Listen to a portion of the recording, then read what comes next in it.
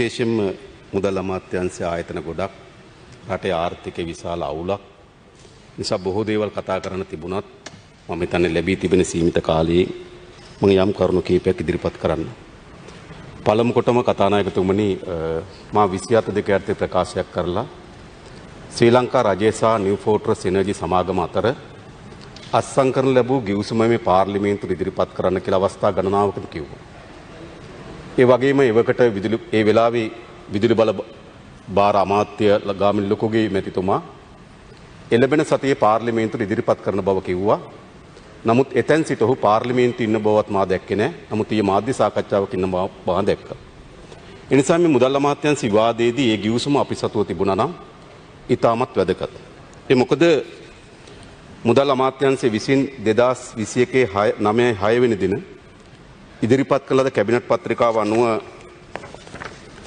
එහි 8.2 වගන්තිය අනුව ඒ කැබිනට් පත්‍රිකාව මාත් සතු තින අත්සන් කළේ බැසිල් රාජපක්ෂ පාර්ලිමේන්තු මන්ත්‍රී මුදල් අමාත්‍ය 8.2 වගන්තිය අනුව භාණ්ඩාගාරයේ ලේකම්තුමාට බලයක් දෙනවා නිව් ෆෝර්ට්‍රස් එනර්ජි සමාගම සමග ගිවිසුමක් අත්සන් කරන්න කියලා. හැබැයි මා දන්නා පරිදි ගිවිසුම කැබිනට් මණ්ඩලයට ඉදිරිපත් වෙලත් නැහැ. පාර්ලිමේන්තුවට ඉදිරිපත් වෙලත් නැහැ. අද මුදල් අමාත්‍යාංශ විවාදයේදී එක වැදගත් ලෙස අපි සාකච්ඡාවට බඳුන් කළ යුතු තිබුණා. නමුත් මා සතු වේ ගිවිසුම තිබෙනවා. විශේෂයෙන්ම ඒකේ සේල හැටියට ශ්‍රී ලංකා ආණ්ඩුවත් බය හැටියට NFE ශ්‍රී ලංකා පවර් හෝල්ඩින් සමාගමත් අත්සන් කරපු ගිවිසුම.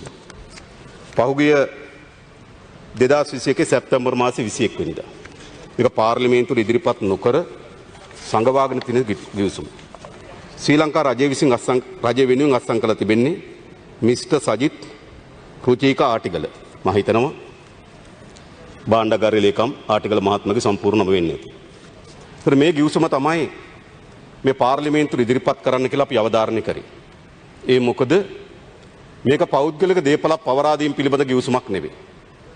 තමුන්නාන්සේලාගේ යම් බලයක් ඇටෝනි බලපත්‍රයක් කරා තව කෙනෙකුට පවරාදීමේ ගිවිසුමක් නෙවෙයි. මේක රටේ බලශක්ති ක්ෂේත්‍රයක්.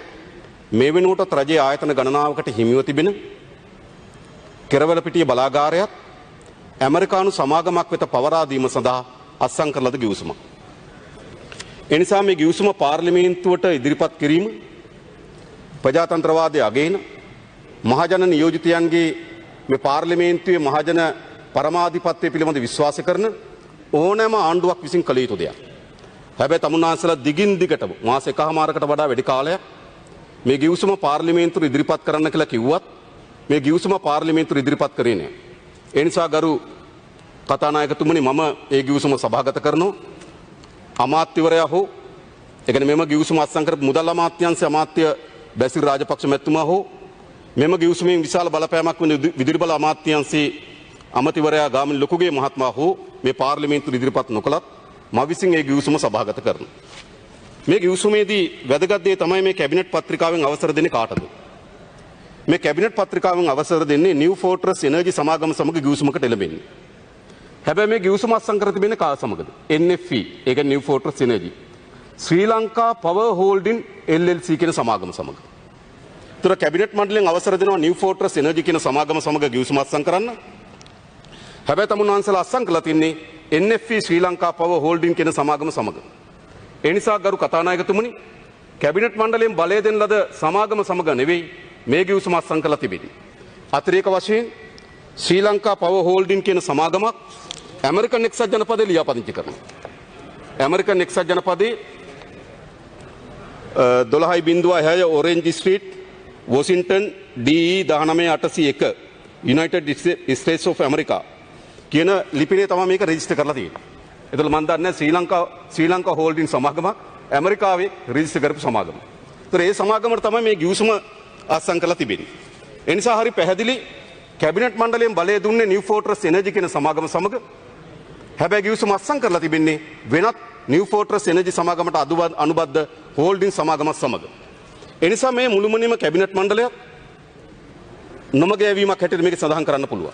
ඒ වගේම මේ 13 එක වගන්තිය මේ 13 එක වගන්තිය පැහැදිලිව සඳහන් කොට තිබෙනවා අවුරුදු දෙකක් යන තෙක් මේ ගිවිසුම ඒ කියන්නේ මේකේ රහස්‍යගත භාවය හා ප්‍රකාශ කිරීම කියන වගන්තිය යටතේ මේ ගිවිසුම අවුරුදු දෙකක් යනකම් දෙපාර්ශ්ව අතර එකඟතාවකින් තොරව රටට හෝ ජනතාවට ප්‍රකාශපත් නොකර සිටින්නේ. කතානායකතුමනි, එහෙම කරන්න පුළුවන්ද මේ රටේ දේපොළ පිළිබඳව? මේ රටේ දේපොළ අයිතිව තිබෙන්නේ මේ රටේ මහජනයාට. මේ රටේ දේපොළ කිසිදු පෝල්මක්කාර උරුමකාරීත්වයකින් මුදල් අමාත්‍යාංශ අමාත්‍යවරයාට හෝ එහි ලේකම්වරයා ආටිකලයට පවරලා නැහැ. ඒ නිසා මේ රටේ දේපොළ පිළිබඳ අත්සන් කර ලබන ඕනෑම ගිවිසුම මේ රටේ ජනතාවට දැන ගැනීම සඳහා පරම අයිතියක් තිබෙනවා. හැබැයි තමුන්නාන්සේලා 13ක වගන්තිය දානවා මේ ගිවිසුම සභාගත කර හැකි වන්නේ එළිදරව් කළ හැකි වන්නේ දෙපාර්ශ්වයේ ඇමරිකාවේ සමාගම එකඟ වන්නේ නම් පමණයි. මම අහන්නේ ඇයි එහෙම වගන්තියක් දාන්නේ? ඒ විතරක් නෙවෙයි. මේකේ 3-2 වගන්තිය කියන ඉදිරි ගිවිසුම් අත්සන් කරනකොට මේක NFE ශ්‍රී ලංකා පවර් හෝල්ඩින් සමාගමට ලැබියාවක් සහිතව එහෙට අනුග්‍රහය දක්වන ලෙස ඉදිරි ගිවිසුම් අත්සන් කළ යුතුයි කියලා. ඒ නිසා මේ ගිවිසුම සංගවාගෙන හිටපු කරුණු ඉතා පැහැදිලිද? මේ ගිවිසුම් පාර්ලිමේන්තුවට ඉදිරිපත් නොකොට මේ ගිවිසුම රටට ඉදිරිපත් නොකොට අපි තොරතුරු දැන ගැනීම පනත යටතේ අවස්ථා ගණනාවකදී අපි ගිහලා තොරතුරු ගැන දැන ගැනීම පනත යටතේ මෙම පනත ඉල්ලුවා. ඉදිරිපත් කරේ නෑ. හැබැයි අද මම මේ පාර්ලිමේන්තුවේ සභාගත කරනවා මෙම රහසිගත රටේ දේපල රටේ ජාතික සම්පත් උරුමකාරීල සලකන තමන්ගේ සින්නක්කර භුක්තියට ලියලා දුන්නායයි කියලා කල්පනා කරන මුදල් අමාත්‍යාංශ ලේකම්වරයා මේ රටට හොරෙන් ජනතාවට එල්දරව් කරන්නේ නැතුව පාර්ලිමේන්තුවට එල්දරව් කරන්නේ නැතුව කැබිනට් මණ්ඩලයට එල්දරව් කරන්නේ නැතුව මේ ඉදිරිපත් කළ ගිවිසුම මම අද සභාගත කරනවා මේ රටේ ජනතාවටත් මේ රටේ മന്ത്രിවරුන්ටත් දැන ගැනීම සඳහා ගරු කතානායකතුමනි. ඊළඟ මගේ දෙවෙනි අවධානය යොමු කරන්නේ අද අපේ රටේ මතුවී තිබෙන විදේශ සංචිත පිළිබඳ ප්‍රශ්නේ. අපි අවස්ථා ගණනාවකදී මේ පිළිබඳ කතා කරා. මට මතකයි මේ ආර්ථික අර්බුදය පිළිබඳ විවිධ කතා තමුන්නාන්සලා විසින් මේ පාර්ලිමේන්තුවේ ඉදිරිපත් කරා. එක වෙලාවකදී කිව්වා පෝට් සිටි පනත සම්මත කරාට පස්සේ ඩොලර් ගලාගෙන එනවා දෙසැම්බර් මාස වෙනකොට මේ ඩොලර් වල හිගයට අපි මුහුණ දෙනවා වෙනකොට විශාල ඩොලර් සංචිතයක් ඇති කරගන්න පුළුවන් කියලා පෝට් සිටි පනත තමයි සංවර්ධනයේ මුදුන් මල්කඩ කියලා අපිට පෙන්වුවා පහුගිය කාලේ. ඊළඟ අපිට කිව්වා නෑ මේ ප්‍රශ්නේ මතුවලා තියෙන්නේ මුදල් අමාත්‍යවරයා ඒ කියන්නේ අපේ හිටපු අගමැතිතුමා මුදල් අමාත්‍යවරයා ඒ නිසා ඔහුගේ සොහොයුරු බැසිල් රාජපක්ෂ මහත්මයා මුදල් අමාත්‍යවරයා වුණාම මේ ප්‍රශ්නේ විසඳෙයි කිව්වා. කිරියෙන් පැණියෙන් උතුරලා යනවා කිව්වා. මොනතරම්ද කියනවා එතුමාට මොළ 7ක් තියෙනවා කිව්වා. පව්. මම කියන්නේ එහෙම හොඳ නෑ කියන්නේ. හරිද? එහෙමයි කිව්වේ. මොළ 7ක් තියෙනවා. ඒ ඇවිල්ලා මේකේ මොළ 7ක් තිබෙනවා. ඔවුන් ඇවිල්ලා මුදල් අමාත්‍ය ධූර බාරගත්තට පස්සේ කිරියෙන් පැණියෙන් උතුරනවා කිව්වා. ඔබ දැක්කනම් ඒ කාලේ. මාධ්‍යවල මේ മന്ത്രിවරු මේ රටේ ජනතාව අන්දන්න මේ රටේ ජනතාව රවටන්න මොනතරම් කිව්වද? නේ ඒක මොනතරම් උද්දාමයට පත් වෙනවද කියනවනේ. යක්කල හන්දිය කිරිබත්තු කියනවා. නේ තිස්සමාරාම හන්දිය කොඩි දානවා. තව තැන්වල රතිඤ්ඤ පත්තු කර. මොකටද? අග්‍රාමාත්‍යවරයා ගාව තිබුණු ඒ කියන්නේ මහින්ද රාජපක්ෂ මැතිතුමා ගාව තිබුණු මුදල් අමාත්‍ය ධූරය බැසිල් රාජපක්ෂ මැතිතුමාට ලැබුණා කියන. නිසා ඒකෙන් පින්නේ මොකක්ද? මේ මුදල් අමාත්‍යවරයා ඇවිල්ලා මේ රට සංවර්ධනය කරයි කියලා මතයක් ගොඩ නැගුවා. ඊළඟ අපිට කිව්වා මොකද්ද? ඊළඟ මේ කළු සල්ලි තිබෙනවා. මේ කළු සල්ලි තැන පැතිරලා තිබෙනවා. ඒ නිසා මේ කළු සල්ලි එළිදරව් කරාට පස්සේ මේ රට ගොඩනගන්න පුළුවන් කියලා මුදල් පනත සංශෝධනයට ගෙනාවා. ඒ වෙලාවේ අපි කිව්වා දැන් මේ මුදල් පනතේ රහස්‍ය වගන්තියක් දෙම පරම රහස්‍ය පිළිබඳ වගන්තිය ඇතුළු කරා. හැබැයි පරම රහස්‍යභාවයේ තිබෙන ගරු කතානායකතුමනි කවුද කාගේද කියන එක පිළිබඳව. හැබැයි අපි දැනගන්න කැමතියි දැන් මාස දෙකකට ආසන්න කාලයක් එම කළු සල්ලි සුදු කිරීමේ පනත සම්මත වී තිබෙනවා. කොච්චර මුදල් ප්‍රමාණය? ඒක කියන්න පුළුවන් පාර්ලිමේන්තුවට. කොච්චර මුදල් ප්‍රමාණයක් එළිදරව් කරලා තිබෙනවද? ඒක අපි දැනගන්න කැමතියි. මේ පනත මේ පාර්ලිමේන්තුව සම්මත කරනකොට ආර්ථික සමෘද්ධිය දෝරේ ගලාගෙන යනවා කියලා කිව්වේ මේ මුදල් පනත හරහා මේ කළු සල්ලි සුදු කිරීම හරහා. ඒ නිසා දැන් අපි දැනගන්න කැමතියි කොච්චර කළු සල්ලි සුදු කරලා තිබෙනවද? තමුන්නාන්සලා කාගේද කියලා කියන්න ඕනේ. ප්‍රමාණය දැනගත්තාම අපිට කාගේද කියලා හිතා ගන්න පුළුවන්.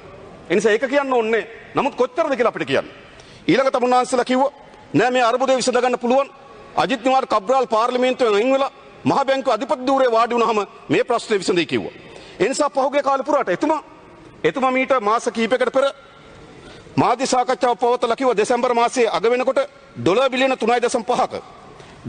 3.5ක විදේශ සංචිත ඇති කරන්න පුළුවන් කියලා එතුමා ප්‍රකාශ කරලා තිබුණා මීට සති කිහිපයකට කලින්. හැබැයි අද වෙලා තිබෙන්නේ කුමක්? අද අපේ රටේ විශාල ඩොලර් හිගයකට මතුවී තිබෙනවා.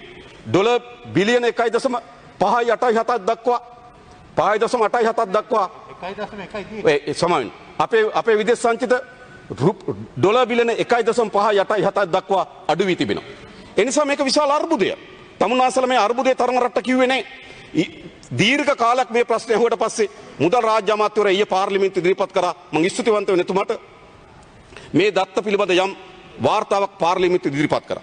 හැබැයි තමුන්නාන්සලා ඊට පස්සේ මේකේ ගොඩේන මාවත් ගැන කිව්වේ මොකක්ද? ගොඩේනේ මාවත ගැන කිව්වා ඉන්දියාවෙන් විශේෂම සාක් සංචිතය හරහා අපි ඩොලර් මිලියන 400ක ණය හුවමාරු පහසුකමක් ලැබෙන බව ඒක හරි සරල දෙයක්. ඒක සාම්ප්‍රදායිකව අපිට ලැබෙන දෙයක්. මාස 6කට දෙන සොප් ලෝන් එකක්. ඒක මාස 6න් පස්ව අපි ගෙවිය යුතුයි. ඒක අලුත් දෙයක් නෙමෙයි මේ අර්බුදයට. ඊළඟ මම දැක්කා ඊයේ රාජ්‍ය අමාත්‍යවරයා කිව්වා ඩොලර් බිලියනයක් අපිට දෙන්න එකඟ වී තිබෙනවා කටාර් බැංකුව කි. මා දන්නේ නේ. ඒ නිසා කටාර් මධ්‍යම බැංකුවත් එක්ක සාකච්ඡාවේ ප්‍රතිඵලයක් තියෙනවා. ඩොලර් බිලියන එකක් ලැබෙන එක අන්න ඒක දැන් ලැබෙනවද නැද්ද කියලා හරි රට ඉදිරිපත් කරන්න. මොකද තමුන්නාන්සලා ගොඩක් කතා කිව්වනේ. ඇමරිකන් එක්සත් ජනපදයේ සමාගමකේ ඩොලර් බිලියන 2.5ක් ණය ගන්නවා කිව්වා. කටාර් තෙල් සමාගමකින් රුපියල් වලට තෙල් ගන්නවා කිව්වා. මහ බැංකුවේ අධිපතිවරයා ගිහිල්ලා කටාර් රාජ්‍යයේ විවිධ නායකයන් හම්බෙලා ණය පාසුකම් ගන්නවා කිව්වා. හැබැයි කිසිවක් සිදුවේ නැහැ. නමුත් ඊයේ කටාර් මධ්‍යම ආණ්ඩුවෙන් ඩොලර් බිලියන එක ණයක් ගන්න බව ප්‍රකාශ කරා මුදල් රාජ්‍ය අමාත්‍යවරයා. ඒ ලැබෙනවාද කියන කරුණ කියන්නේ.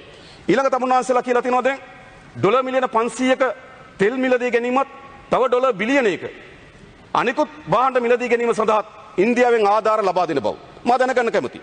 දැන් අපි දන්නවා අපි සාමාන්‍යයෙන් ගත්තොත් අපි තෙල් ටෙන්ඩර් කරලා ඒ අනුව ලෝක වෙළඳපොලේ තිබෙන අඩුම මිලට අපි තෙල් මිලදී ගන්නවා. හැබැයි මේ ඩොලර් මිලියන 500න් කියන්නේ මොකක්ද? මේ ඩොලර් මිලියන 500න් කියන අන කවරක්වත් නෙවෙයි ඉන්දියාවේ තෙල් පමණයි අපි මිලදී ගත යුතු වන්නේ. ඒ නිසා තෙල් මිල තීරණය කරන්නේ කවුද? ඉන්දියානු රිලයන්ස් සමාගම.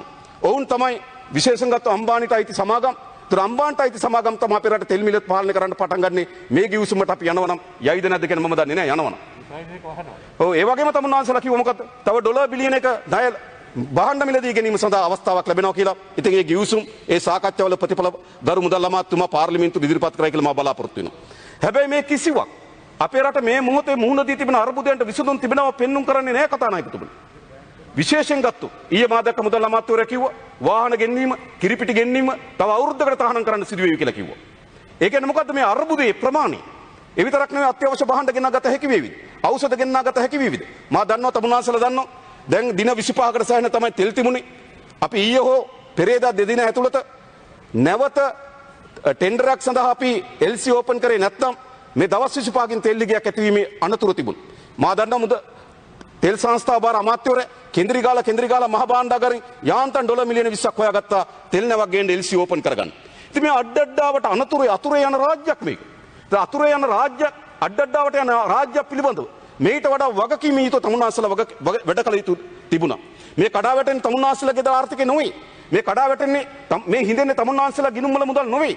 මේ හිඳෙමින් තිබෙන රටේ විදේශ සංචිතේ, මේ කඩා වැටෙමින් තිබෙන රටේ ජාතික ආර්ථිකය, මේ කඩා වැටෙමින් තිබෙන ජනතාවගේ පොදු ආර්ථිකය. ඒ නිසා මේ විශාල අර්බුදයක් බවට පත්වීමේ අනතුරකට අපි මුහුණ දී තිබෙනවා. හැබැයි මේ අනතුර මැද්දේ හෝ තමුන්නාන්සලා සමත් වුණේ නැහැ. විශේෂයෙන්ම මේ ඩොලරේ මේ විකෘතිභාවය හේතු කොටගෙන කරු මන්ත්‍රීතුමා තව විනාඩි 2යි ඔබතුමා. ඔව් මම අවසන් කරනවා. මේ ඩොලරේ විකෘතිභාවය හේතු කොටගෙන පහුගිය ජුනි මාසයේ ඉඳන් මේ නොවැම්බර් මාස වෙනකොට ඩොලර් බිලියන 1.267ක් ඒ කියන්නේ ඩොලර් මිලියන 1267ක් ගිය අවුරුද්දට සාපේක්ෂව විදේශගත ශ්‍රමිකයන්ගෙන් අඩු වී තිබෙනවා. මුදල් අමාත්‍යවරයා ඉන්දියාවට ගිහිල්ලා එහෙම නැත්නම් කටාර් වලට ගිහිල්ලා හොයාගන්න මුදලට වඩා වැඩි මුදලක් අපිට අහිමි වී තිබෙනවා. හැබැයි තමුන්නාන්සලයකට සැලසුමක් හැදුවේ නැහැ. ජුනි මාසේ මේක 16%කින් කඩා වැටෙනකොට තමුන්නාන්සලා කල්පනා කරන් තිබුණා මේක වර්ධනය වෙන බව. නොවැම්බර් මාස වෙනකොට ගිය අවුරුද්දට සාපේක්ෂව 50%කින් කඩා වැටෙනවා.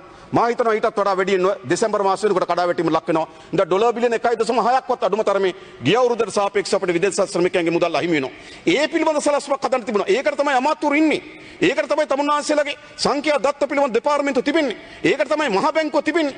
මේ විදේශගත ප්‍රේෂණ ලැබීම ක්‍රමානුකූලව අඩු වෙමින් තිබෙන එක දැකලා ඒක වෙනස් කිරීම සඳහා සලස්මක් හැදුවේ නැහැ ගරු කතානායකතුමනි. මම අවසාන වශයෙන් කාලේ සීමා නිසා ලිට්‍රෝ ගෑස් සමාගම ගැන අපි විවිධ අමාත්‍යංශවල විවිධ වෙලාවල් වල කතා කරත් නිශ්චිතව අදාළ අමාත්‍යංශය තමයි මුදල් අමාත්‍යංශය. මා දැක්ක ලිට්‍රෝ ගෑස් සමාගමේ වර්තමාන සභාපතිවරයා මාධ්‍ය සාකච්ඡාවක් යඳවලා කිව්වා දැනට ගෑස් මිලදී ගැනීම සඳහා අත්සන් කොට තිබෙන ගිවිසුම තව අවුරුද්දක් දීර්ඝ කරන්න කියලා උට බල කරනවා. ඒ අවුරුද්ද දීර්ඝ කළොත් බිලියන 10ක රුපියල් කෝටි 1000ක පාඩුවක් සිදු වෙන බව. ඒකෙන් අනිත් පැත්තෙන් කියන්නේ කුමක්ද? ඒ ගිවිසුම දීර්ඝ කරනකොට කෝටි 1000ක ලාභයක් සිද්ධ වෙනවනම් එහෙනම් අනකින් කියන්නේ කෝටි 1000ක් හොරකම් කර තිබෙන බව. ඒ කියන්නේ හිටපු සභාපති අනිල් කොස්සොත්තගේ මෙදියත් වීමෙන් රුපියල් කෝටි 1000ක් අහිමි වී තිබෙන බව. නිසා මේ පිළිබඳ පරීක්ෂණ කරන්න මේ අපි නෙවෙයි කියන්නේ. ඔහු කියනවා වර්තමාන සභාපතිවරයා කියන ජනාධිපතිවරු හම්බෙලා මේ ගැන කියපු බව. ජනාධිපතිවරයා කිව්වට පස්සේ තමයි ඇවිල්ලා මේ මාධ්‍ය සාකච්ඡාව කිව්වේ. මම දන්නේ ජනාධිපතිවරයා සභාපතිවරයාට කියලා මාධ්‍යර කියන්නේ කිව්වට පළක් නැහැ. ජනාධිපතිවරයාගේ වගකීම තමයි ඒක නිසි පරිදි ඉටු කිරීම.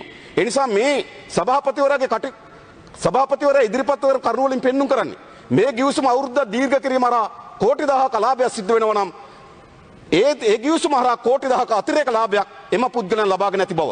ඒ නිසා මෙවැනි ආර්ථිකයක් තිබියදී පවා තමුන්නාන්සේලගේ සභාපතිවරුම කියනවා වංචාව දූෂණ ඒ වාගේ රාජ්‍ය බවට පත් වී තිබෙන බව. ඒ නිසා අවසාන වශයෙන් මේ ලිට්‍රෝ ගෑස් සමාගම ඇති වී තිබෙන අර්බුදේ මා දැක්කා ඊයේ ලසන් තලගිය වන්න රාජ්‍ය අමාත්‍යවරයා කිව්වා මේකේ බ්‍රෑන්ඩ් රතු පාට ලේබල් එකක් එවනවා කියලා. මා දැක්කා ඊයේ රතු පාට ලේබලුත් පුපුරන තත්ත්වයක් මතු වී තිබෙන බව. ඒ නිසා ගෑස් සමාගම පාරිභෝගිකයන් අයිතීන් සහ පාරිභෝගිකයන් ජීවිත පිළිබඳව වඩා සැලකිලි යුතු කටයුතු කළ යුතු තිබෙනවා. අදාළ අමාත්‍යවරයා ඒ පිළිබඳව වගකීම යුතු උත්තර ලබා දෙනවා ඇතැයි බලාපොරොත්තු වීම මම නතර වෙනවා. බොහොම ස්තුතියි ගරු කතානායකතුමනි.